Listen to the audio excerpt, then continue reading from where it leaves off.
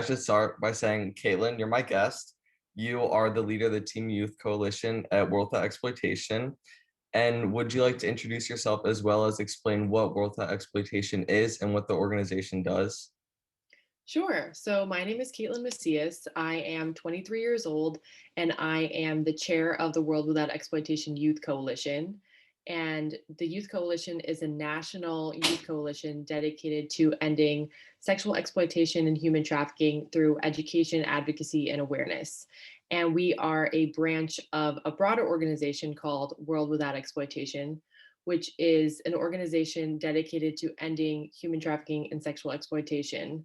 The organization was actually born out of a series of conversations among exploitation and trafficking survivors, human rights and gender justice advocates, artists, and a bunch of other service providers. And the National Coalition actually is made up of just under 200 member groups that are united in the belief that we won't end exploitation until we confront its root causes and come together to address them. And as an organization, we envision a world where no one is bought, sold, or exploited.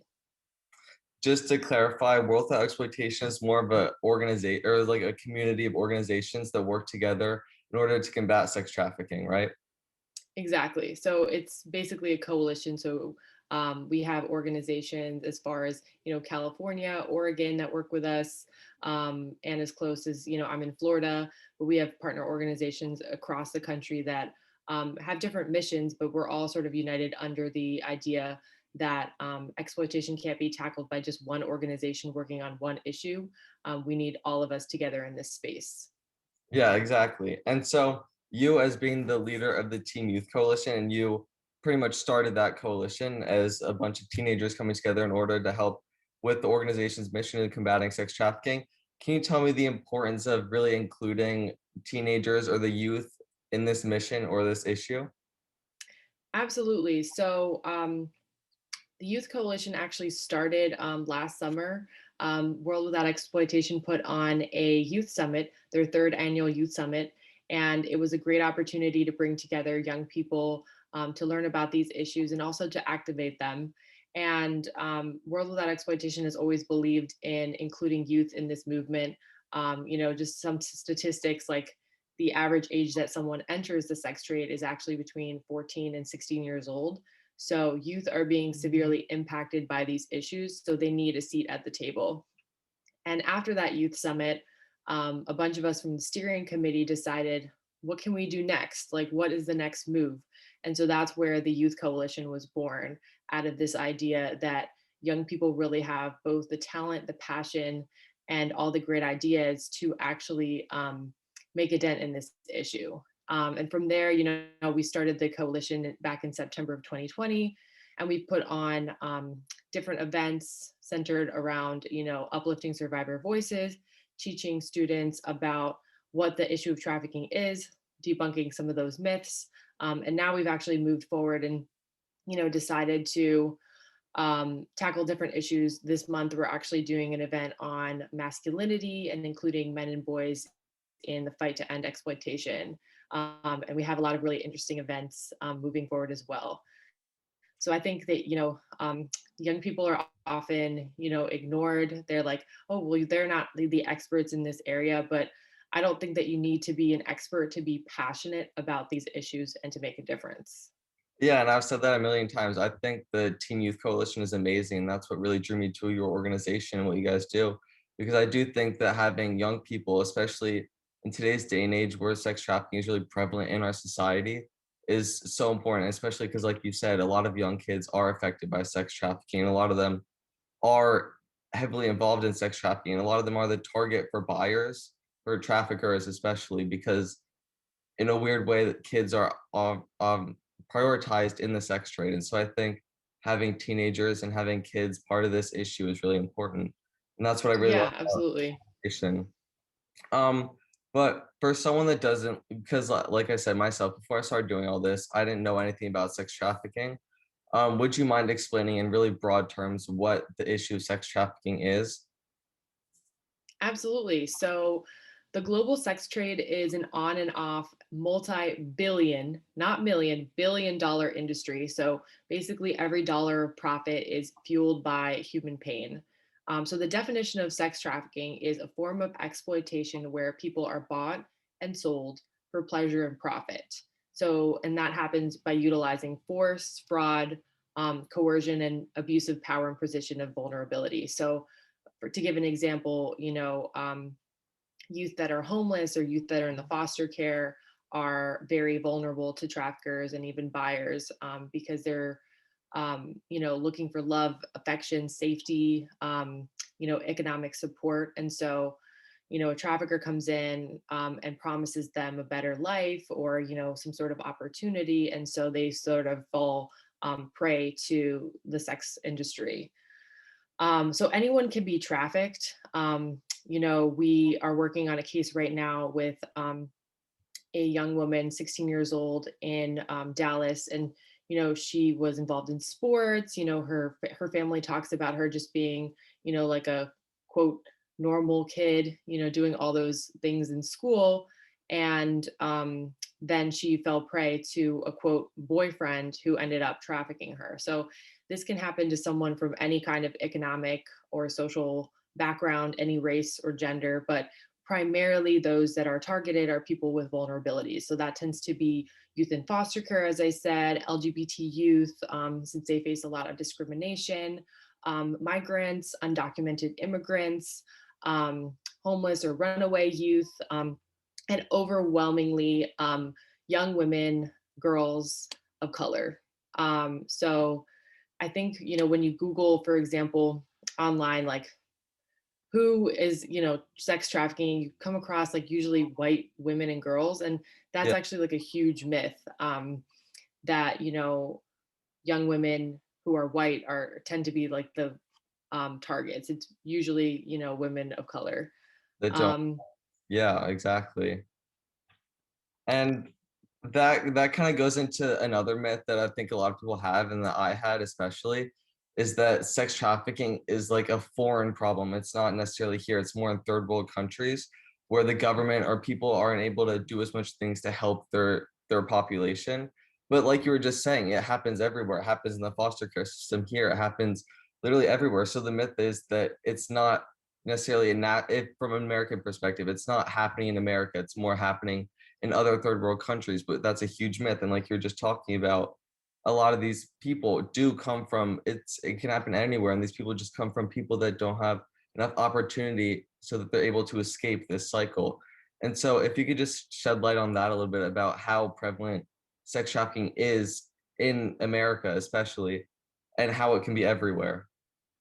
right. So, I actually first learned about the issue back when I was about 15 or 16. I read this book called Renting Lacey, and it's actually what by one of our partners, Shared Hope. And it basically talks about how sex trafficking, specifically child sex trafficking, is happening in every single state, in every city, in every town, in every community in the United States. And it could be happening, right next door. I live actually in Palm Beach County, and 30 minutes from me is where all the Epstein cases actually happened. So Jeffrey Epstein was, taking advantage of and exploiting young women from, the surrounding high schools and areas. So, this is something that is happening in your community. And that's why I think it's so important for young people and just people in general to get involved in this issue. Before this call, I was doing a little bit of research, and the human trafficking hotline, actually, I think in 2019, there were reports of, I think, over 11,000 human trafficking cases that were identified by the hotline. And that number is actually really low because there are so many cases that don't get any attention. People don't want to come forward. Oftentimes, there's no evidence. And so those perpetrators, traffickers, and pimps, get off. So I think when people are talking about this issue, they look at the numbers and they're like, oh, well, these are very low. But the reality is that the sex trade, sex trafficking in general, is an underground issue, and you're not really ever going to get real statistics on the number of people that are trafficked because it's illegal. Is So Is that more Sure. because of the fear of the survivor or the victim that's in the cycle, that they're scared to reach out, or is it more because they're not allowed to because of the trafficker or pimp is so with them and, like, they're so, like, overpowering in a way of the victim? Is it more of the fear or the embarrassment of the victim, or is it more, do you think the traffickers overpower how they can overpower the victim? I would say it's both because, once you come out and make allegations against anyone, there's a lot of fear of retaliation. And also, a lot of people that exit the sex trade don't really want to, identify as victims and they don't really know, what to do. And so that's why it's so important to have law enforcement and lawyers that are trained um, with trauma informed and survivor centered care so that they can, actually be supportive to survivors instead of re traumatizing survivors. I worked on this case recently, and this survivor was actually, had to give testament about what happened to her multiple times. And that's not something that, is standard in the industry. You don't want to continue to have someone tell their story over and over again to re traumatize them. And I think, some of our partners, including Rebecca Bender, does incredible work with law enforcement and other kinds of officials to train them, like what is appropriate and how can you actually support survivors once they exit, because it is really hard. And the thing about it is these cases take ages. Like the case we've been working on with the young woman in Dallas, like the crime was committed like over a year ago now, in 2019. Yeah, yeah, So exactly. it's a long process. And so you were talking earlier about Jeffrey Epstein and how he was, like, huge, he was a celebrity, and he was still able to traffic people pretty much under the radar. And one of the myths that many people have is that trafficking is like some sketchy guy in an alleyway kidnapping girls and, like, shoving them in a van and trafficking them through that. But you can be trafficked in so many different ways. Can you kind of expand on how or what the different ways people can be trafficked? Because I know it's not just that myth that it's just some sketchy guy throwing girls into vans. I know trafficking happens everywhere and it can happen anywhere. And so can you just kind of tell a little bit about where trafficking happens the most, especially in, like, prostitution and stuff like that, or porn? Yeah, absolutely. So there's definitely many different kinds of ways, and what you were touching on was the fact that normally people just think, it's like the Taken scenario, like a very sort of Hollywood glamorized kidnapping situation. That is someone who's called a gorilla pimp. It kind of comes after the term, like grabbing someone off the street. Yeah. But that's not really the reality. Most people are actually trafficked by someone that they know and someone that they trust. So this can be most likely like a romantic partner. It could be a friend, a family member. We've worked with survivors at World Without Exploitation who have been victims of familial trafficking, meaning that someone in their family is actually the person who is trafficking them. I think a lot of the times it's the fact that, you know, these people don't have any way out of that. If your family, if your romantic partner is, abusing you or trafficking you, like how are you supposed to get out of that situation? So I think, another myth to add on to that is like, why don't people just leave the sex trade? Like you can just walk out. Like there's a lot of force, there's a lot of fraud and coercion and trauma bonding that occurs with, someone who is a survivor or victim and their trafficker. So I would say, it's most likely someone that people know and trust. It might even be someone in the community, like a pastor or, someone at some sort of like religious organization or community organization. And that's something that I think people don't really realize, that it can be really close to home. Yeah, and with all those things, a lot of people don't even know that they are being trafficked. And so do you know if that's necessarily true? Like, because I know a lot of victims that will come out and they'll work on cases and they'll be like, "Oh, that happened to me. I didn't even know I was being trafficked." Do you know about that and how many people really don't know they're being trafficked because of this idea they have in their head because it's someone that's close to them? Yeah, I mean, I don't know exact numbers, but I would say that is something that happens. I think when you're, abused over and over again, it's really hard to sort of understand what's happening to you, especially if you've never even heard of trafficking. And so I've listened to a few survivors and even listened to podcasts where people years later, like years and years later, even well into their adulthood, realize that. They were in a trafficking situation. And I think, it's part of people's healing and it's part of, them coming to terms with what's happened to them. That's the point that they sort of realize that they were in a trafficking situation. And that's not the case for all survivors. Some survivors, know what's happening to them and, they are quick to realize that. So I think that that comes down to, people's personal experience and also what sort of trauma they've endured and how they've gone through that healing process. Yeah, exactly. And we talked about some myths already about like how it's more local than we think. It's not necessarily a foreign problem, or that trafficking can happen really anywhere. But are there any other huge myths that you know about that people think that aren't necessarily true? Because I know there's tons of myths about sex trafficking and this whole issue in the world. So are there any that you really want to touch on or that you think are the most prevalent that need to be debunked? Yeah, I think, one of the ones that we've been really trying to debunk, and I think I touched on it a little bit earlier, but um, it's this idea that only women and girls can be victims and survivors of sex trafficking.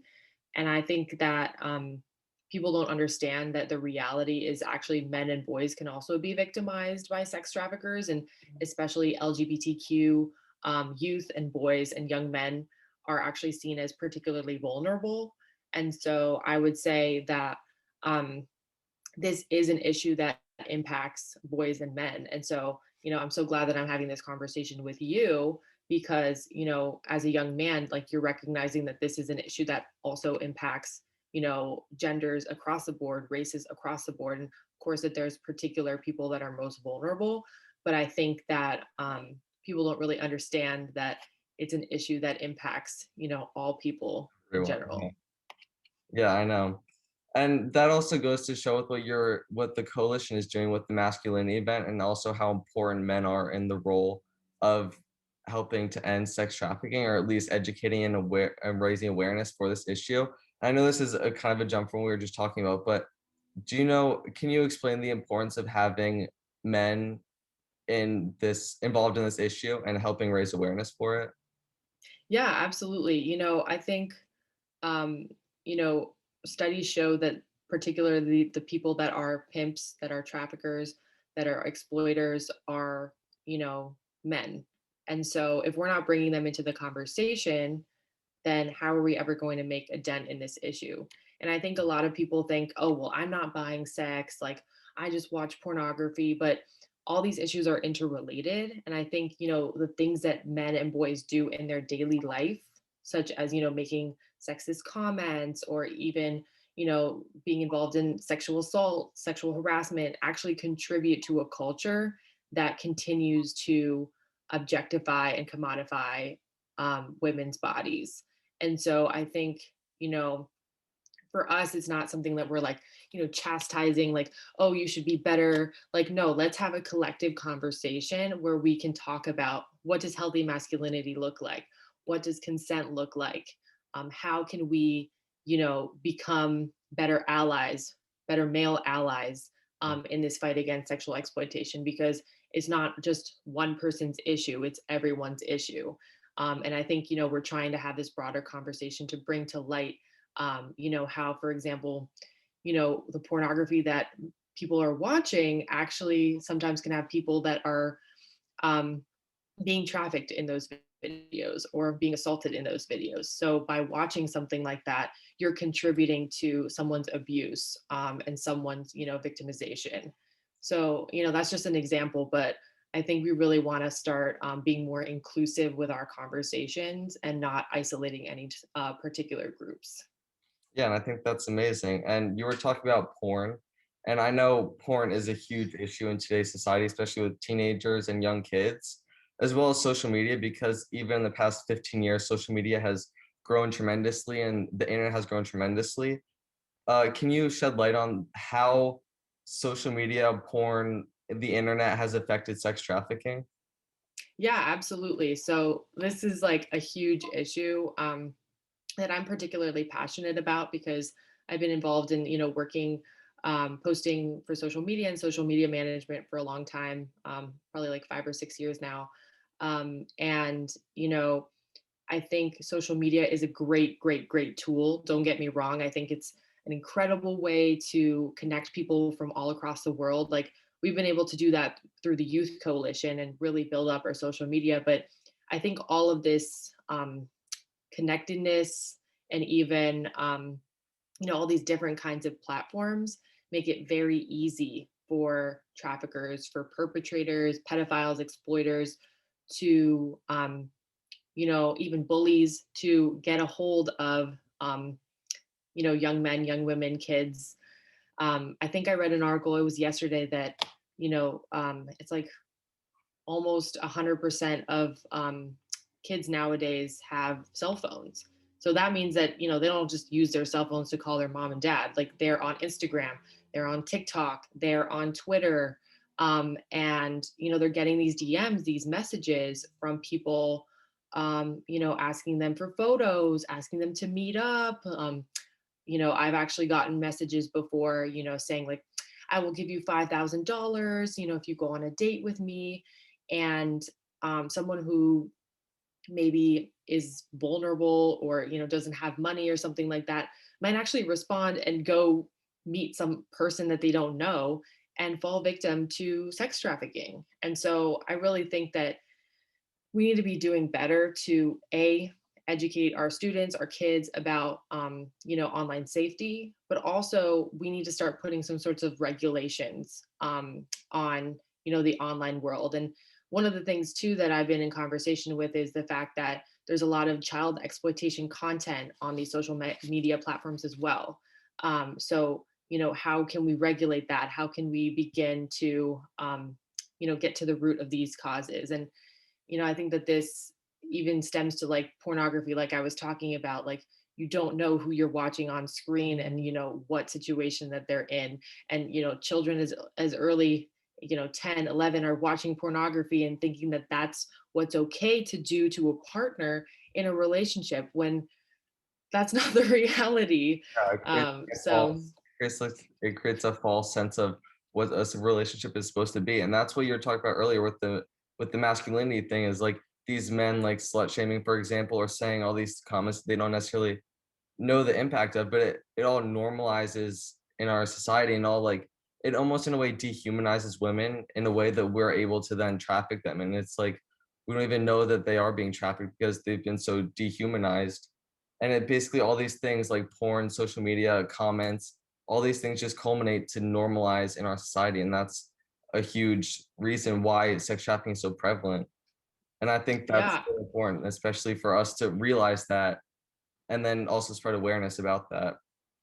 And so Yeah, that I would also say too, like media, like songs and things like that, like glamorize, um, the sex industry, they glamorize pimps. Like it's not glamorous, like if mhm. you look at the statistics, most people that are in the sex trade are experiencing an immense amount of physical, emotional, and psychological harm. So, why are we perpetuating this as a society is my question. Yeah, exactly. It doesn't make sense at all because so many people are going through this pain in and with this issue, and then it doesn't make sense for us to be then normalizing that pain and those issues.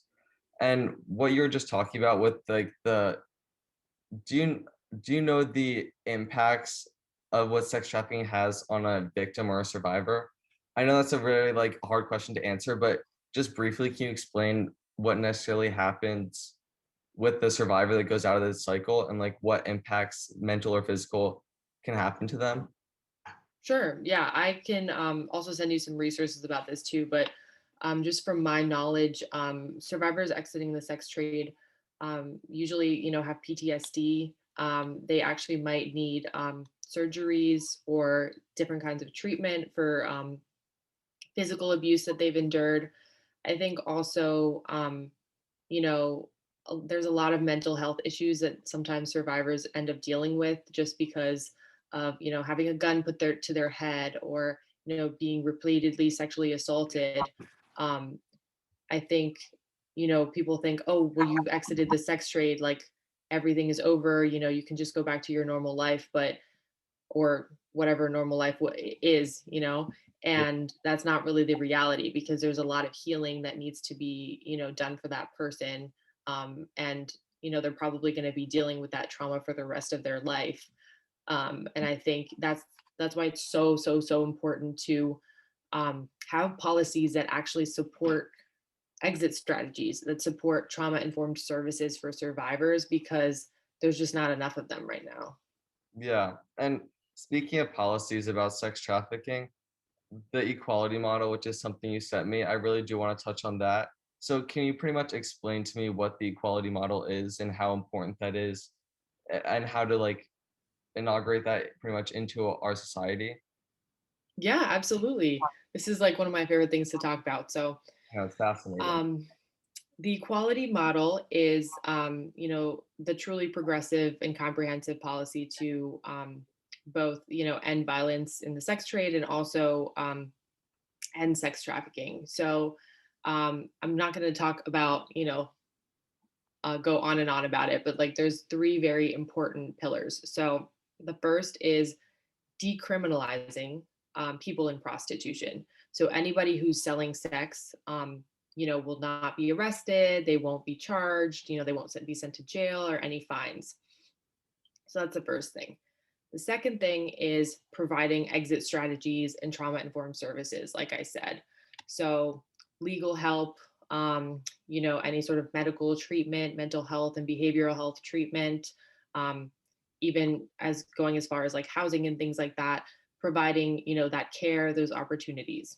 And then the third thing, which is very important, is criminalizing sex buyers, brothel owners, and pimps, and basically any exploiters. So the reason for that is to shrink the sex trade. So essentially, if you're criminalizing or making illegal the buying of sex or the procurement of sex, then you're going to have less people actually engaging in those activities and purchasing sex from individuals. So then you're going to have less people in the sex trade because of, the simple economics, supply and demand. And so the equality model has actually been implemented in Sweden. There, it's actually called the Nordic model, and they have actually seen, great returns on that policy. They've had, a decrease in people that are involved in the sex trade, and they've also seen a decrease in the amount of people that are buying. And so, that is very different than what policies are being pushed right now in the United States, which is full decriminalization, which is actually very harmful. So full decriminalization would actually decriminalize everything, in the sex trade. So decriminalizing pimps, brothel owners, sex buyers. And so essentially that's going to increase the demand for commercial sex. So that's what we don't want. So, World We Youth, the Youth Coalition, World We as a whole, all of our partners are very, very passionate about getting the equality model passed in every state in the country. And really quickly, you might not know the answer to this, but do you know why we haven't necessarily implemented the equality model yet? Or what our fear of implementing the equality model is?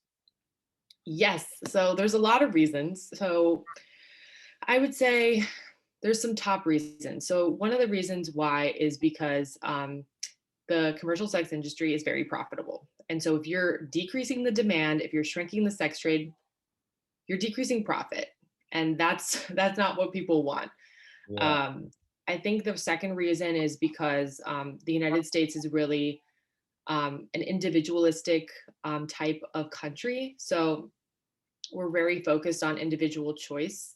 And so for, a lot of people, they believe that prostitution is a choice, rather than, the lack of choices. And so I think that a lot of it has to do with people thinking like, oh, well, it should be a choice if you want to, sell your body for sex. But the reality is that a lot of people get into that type of industry because of force, fraud, and coercion. And so, we should be limiting the harms and trying to decrease the amount of people involved in the commercial sexual exploitation. And the last thing is funding. So the sex work is work movement, full decriminalization is heavily funded by a lot of big funders because they want to fully decriminalize the sex industry. And so, we're up against a lot of big funding. And how do you make things happen in this country? With money. So, those would be the top reasons, in my opinion, why the equality model has not, made the kind of leaps and jumps that we want it to make. Yeah, and that just goes to show how important education is because, like you said, many of these people think that prostitution or sex work is a choice when a lot of times it necessarily isn't. So many of these people are educated, and education is one of the most important things. And what is my goal is to educate other people and spread awareness about this. So, can you speak on how important education is with this issue and how education will impact where this issue ends or how this issue ends? Yeah, I would say education is really important. Because if people are educated on the issues of sex trafficking, commercial sexual exploitation, then they can take that next step, and that, in my opinion, is the most important step of action. So Yeah. once you know about something, you can't turn a blind eye anymore. You need to actually do something. So I think that that's a core value of the Youth Coalition is educating people about these issues, but then also like turning that little switch to activation so people can actually make a difference in policy or you know um, the different cases that we're working on, trying to get these survivors care or services. So I think education is the first part, and then hopefully our coalition is able to move in a direction of advocacy, and at the end of the day, producing comprehensive survivor-centered policies. Yeah, exactly. And that's why education is so important. But a lot of times education isn't provided in like mainstream areas. And do you know why that is? I'm asking pretty much why is sex trafficking not talked about enough? Or why do people not want to talk about sex trafficking? Yeah, I would say people don't want to talk about sex trafficking because there's several different reasons. I would say the first reason is because people don't like to talk about sex in general. It's a very taboo topic. At least in my state, we don't have any sort of comprehensive sex education in schools. So if you're not even talking about sex, Yeah, and consent, yeah. how do you expect to get to the point of talking about sex trafficking? That just way over people's heads. So I would say, comprehensive, inclusive sex ed would really make the difference. We could, put some of that curriculum in to talk about sex trafficking and sugaring and pornography and all these other issues related to that.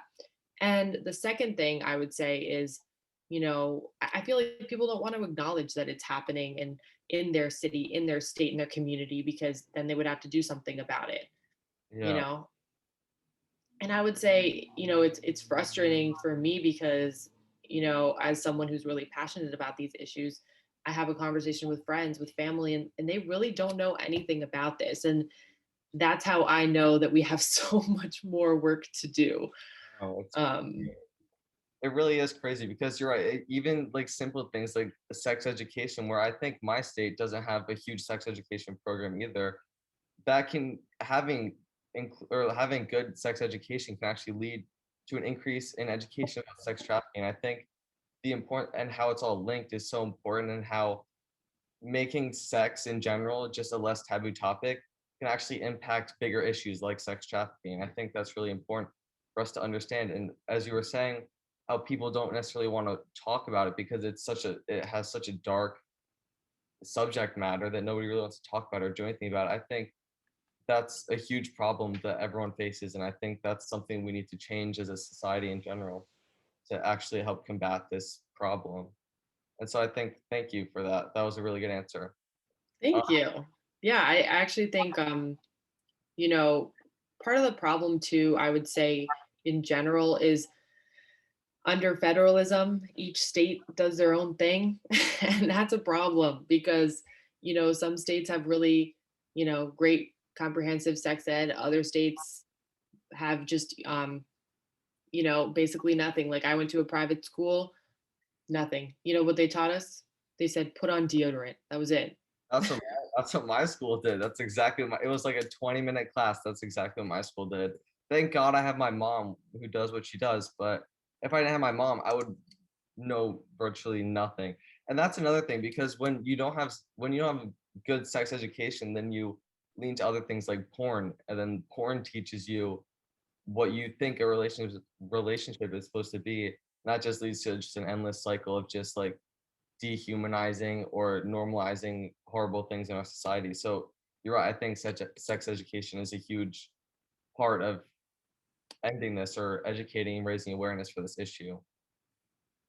And for someone that is just now learning about this or that just now knows what sex trafficking is, where do you think a good spot for them to start is? How do you think they can do more to help stop this problem? Sure. So, I mean, I have to do a shameless plug for the Youth Coalition. So, if you visit World Without Exploitation, I think it's .org, then we actually have some statistics on our website. Oliver, I remember in the pre interview to this, you were talking about how um, World Without Exploitation has a bunch of different survivor stories.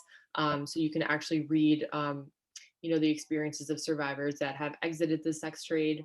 And there's also some statistics as well. And if you want to actually become part of the Youth Coalition, there's, a space for you to do that too. And I would say I have to recommend two incredible resources. So the Polaris Project, they do really incredible reports every year, and they actually are the ones behind the human trafficking hotline. And so I would definitely check out. They actually have a way for you to go state by state. You can look at your state in particular and see like how many people are, in labor trafficking, sex trafficking, and sort of even down to how many cases were reported in that particular state in that year. And another great resource, I would say, Shared Hope International. They have some really great one pagers. And they also have a place on their website where um, you learn more about policies in each state. So I think that, if you're interested in sort of more of the legal aspect, that's a pretty good place to start as well. Um, and I think one of the last things I would say is World Without Exploitation puts on webinars online every single month on different topics, and they're only an hour long on either usually the first or second Thursday of every month at noon Eastern. And I would say if you want to listen to experts in the field, survivor experts, survivor leaders, that's a really good place to start. I started watching them last summer, and they're amazing. And they actually record them. So if you look on our website, World Without Exploitation, you can actually watch the recordings whenever you have any free time. So those, I mean, I guess in the YouTube video you can probably link them below. But that's what I would say if you're passionate about gender based issues, if you're passionate about social justice, this is a really, really important issue that you should be educated on. And also if you're educated on it, you can start educating other people in your circles. Mhm. And lastly, is there anything else you want to talk about, or do you think, or what you think is important as a last thing, just about anything, about the whole issue in general? Is there anything that you think should be talked about or is important? I would just do, like I think for a lot of people, especially young people, they don't think that, they can make a difference, but I'm here to tell you that you can. As someone who has been working in the nonprofit field, for probably about 5 years now, like there's a space for you. If you have any type of talent, like that you're able to actually use that talent, to fight human trafficking. And there's tons of organizations across the country that are fighting this issue. So I would say, get involved locally and think globally, because this is happening, in your community. So why not take action to combat this issue? So, that's my little inspirational piece. That's Um, and yeah, I would say, thank you, Oliver, for this interview. And, I'm very thankful that, there's other people other than me that are interested in this issue, and want to learn more.